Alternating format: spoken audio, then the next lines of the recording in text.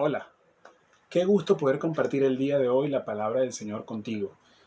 Hoy vamos a hablar sobre Hechos capítulo 23.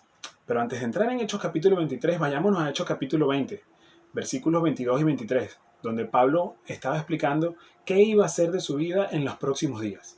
Y Pablo nos decía en ese momento que iba a Jerusalén, que no sabía qué se iba a encontrar en Jerusalén. Lo único que sabía era que el Espíritu Santo le había revelado por todas las ciudades por donde él había pasado que le esperaban tribulaciones y prisiones.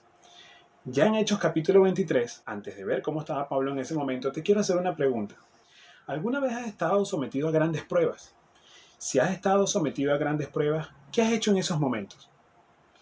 ¿Cuál ha sido tu reacción?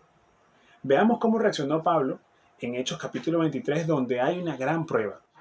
Pablo estaba contra la pared.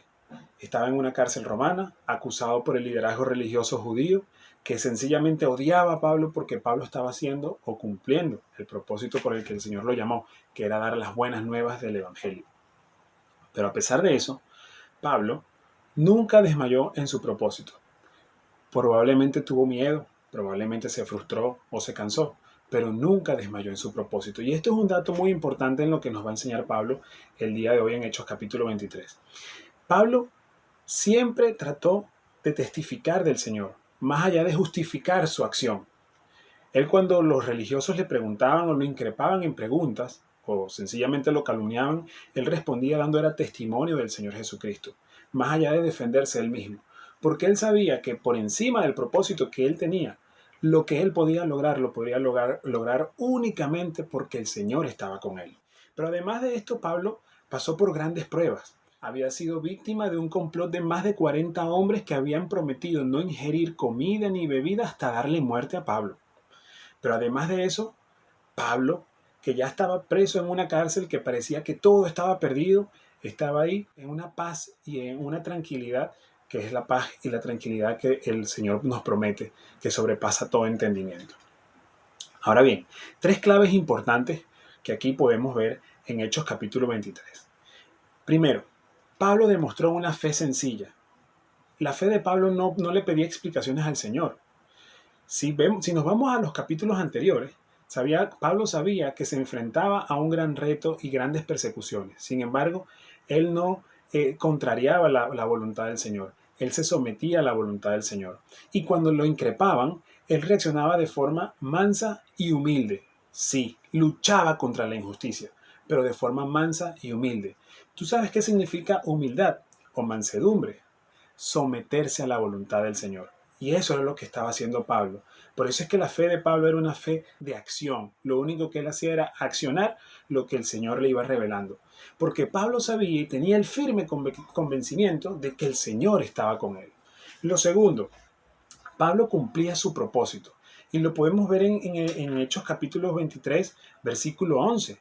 Cómo el Señor se le revela claramente a Pablo y le da la convicción y le da la confirmación de que lo que está haciendo Pablo es por mandato del Señor. Y vemos cómo en el versículo 11 el Señor se le revela y dice: a la noche siguiente se le presentó el Señor y le dijo: ten ánimo, Pablo, pues como has testificado de mí en Jerusalén, así es necesario que testifiques también en Roma. Es decir, Pablo ya había cumplido su propósito en Jerusalén, pero el Señor le tenía más, a pesar de lo que estaba viviendo Pablo en ese momento. Tercer elemento importante, tercera característica importante.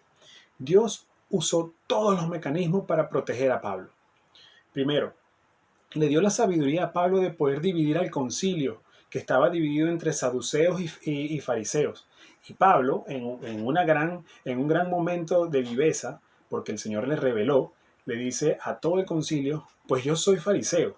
Y eso generó una gran disensión, lo dice la palabra. Una de las mayores disensiones que haya vivido el concilio religioso alguna vez en la historia o que se relata en la Biblia. Qué importante eso. Lo segundo, el Señor levanta un testigo sobre el complot que está siendo víctima Pablo. El sobrino de Pablo escucha a 40 hombres prometerse no ingerir bebida y alimentos hasta darle muerte a Pablo. Y el Señor levanta un testigo. Pero lleva ese testigo hasta el tribuno. Y el tribuno romano recibe el testigo, pero no solamente que lo recibe, le cree. Y agarra a Pablo y lo envía hasta el lugar del gobernador. Y el gobernador lee la carta que le manda el tribuno y le da protección a Pablo. Y le da una protección además especial porque dice que lo lleva hasta el pretorio de Herodes. ¿Sabes qué es el pretorio? El pretorio nada más y nada menos que era la habitación o la tienda del cuartel general. No se trata nada más de que el gobernador protegió a Pablo, sino que le dio la mayor protección. Todo esto es posible porque Dios estaba con Pablo. Para terminar, solo quiero hacerte una pregunta. Cuando has estado en estas situaciones, ¿cuál ha sido tu reacción?